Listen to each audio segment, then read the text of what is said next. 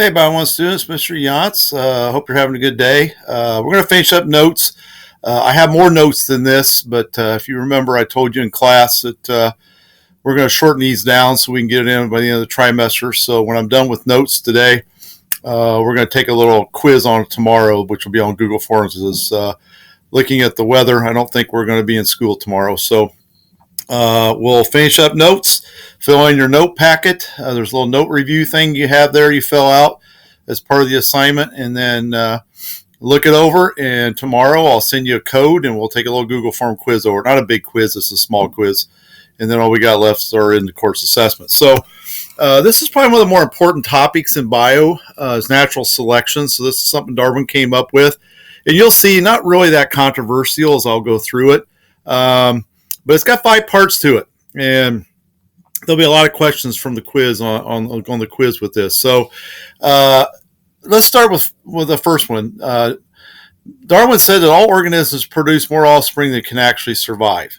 Look at these statistics. I went with some crazy extreme things here. On one oyster, that's one oyster, will produce 100 million eggs, and one fern plant will produce 50 million spores. Now, obviously, if all of them lived, we'd be walking in a fern forest and stumbling upon oysters, right? So high mortality rate, but always use this example. But, I think oysters, for example, I think their survival rate is less than 1%, or about 1%.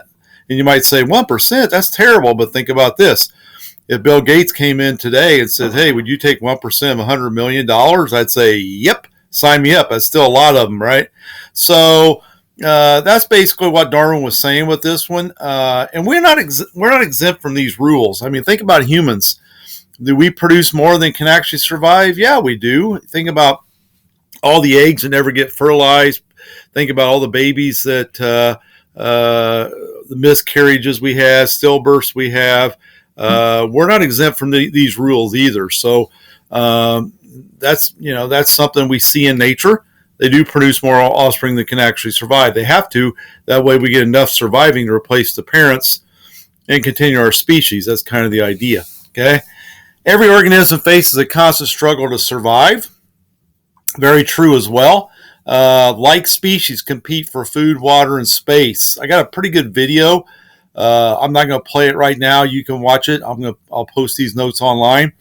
And again, there'll be more notes than you need on there. But you might want to watch that video. It's kind of cool. It's actually a rock climbing goby, a fish that actually can climb up a cliff wall. Kind of crazy. You just have to watch it. Okay.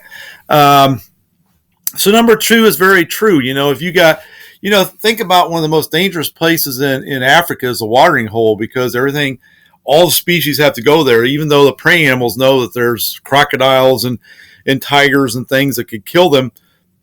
They still got to go because they got to have that water to survive, and that may be the only water for miles. So, we all compete for that. Even humans. Think about the Middle East.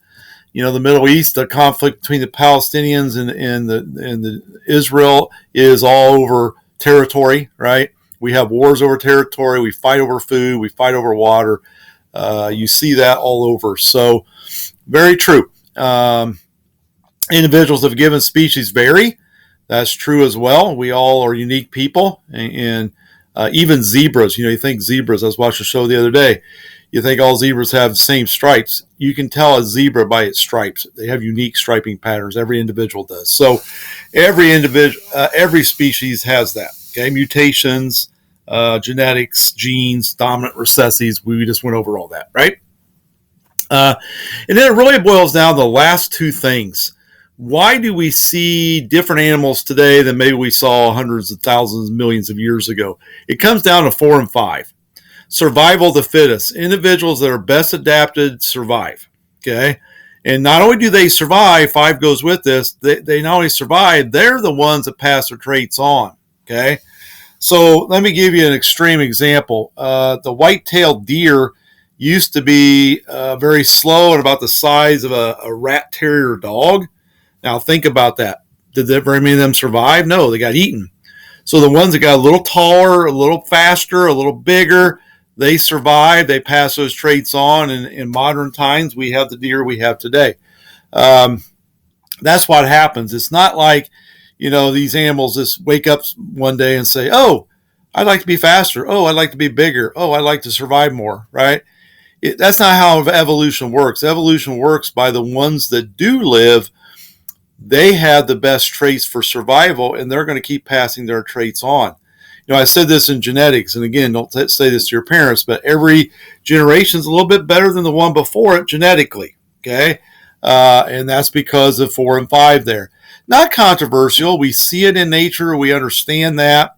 Now, when you start talking about man evolving from one species, that gets to be a little bit of a controversial subject from Darwin. But these two things are you see, if you get a chance, watch the video, okay? And to wrap notes up a little bit, I may have even more than what I'm going to go over, but dog breeding is a great example of natural selection. And what we do is we speed it up. We call that artificial selection. I have a picture of my dogs. I have golden doodles. This is my female. Her name's Sasha. She's a black golden doodle. Now, I know it sounds like an oxymoron, but we bred her she was bred to a golden retriever, and she had black babies, white ones. There's Thor. We still have him. And ones that look like golden retrievers. That's Annie. So we have black ones, white ones, and gold ones. That's that variation thing, and that's what we were looking for, was some variation, and that's what we do at dog breeding. You speed it up by you deciding who I'm going to cross. We do it with cattle, horses. We do it with all kinds of animals, domesticated animals, to get certain traits that we want. And that's why we have all the different dog breeds we have out there. It's pretty obvious how that works. Okay. The last part of notes I think I gave to you was this last thing. If I have more than that, don't worry about it. We're going to finish up with this one. Evolution by natural selection does occur. How do we know it occurs? This is probably the best example of it in nature. We used to have these British peppered moths. And again, if you want to watch the video, you can watch it. And these peppered moths, I'm going to give you an example. They used to be white because all the trees were white back in the 1700s. And then we had this thing, you probably learned about this in history class, called the Industrial Revolution. And all the soot from the coal producing plants, when they started making factories started popping up in Britain, it just coated the trees with soot. And the white ones kind of stuck out like a sore thumb, and the birds picked them off like crazy. Well, then these black ones came along, and mutation occurred, and some black ones showed up. Well, they blended in with the black trees. They survived. They passed their traits on. And then all we saw was black ones.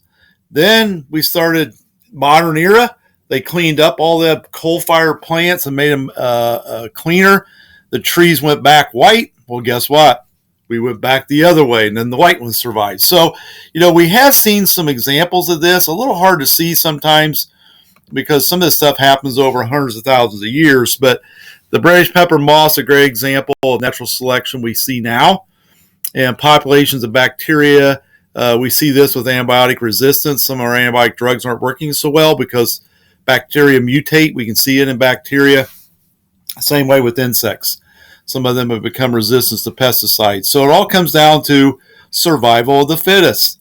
The ones that have the best traits survive. The ones that don't die off, and their traits die with them. So finish up your note packet. I think that's all the notes I gave you. If I have more than that, don't worry about it. And we'll take a little quiz on this stuff tomorrow. All right. Hey, have a great day off, and we will talk to you later. See ya. Bye.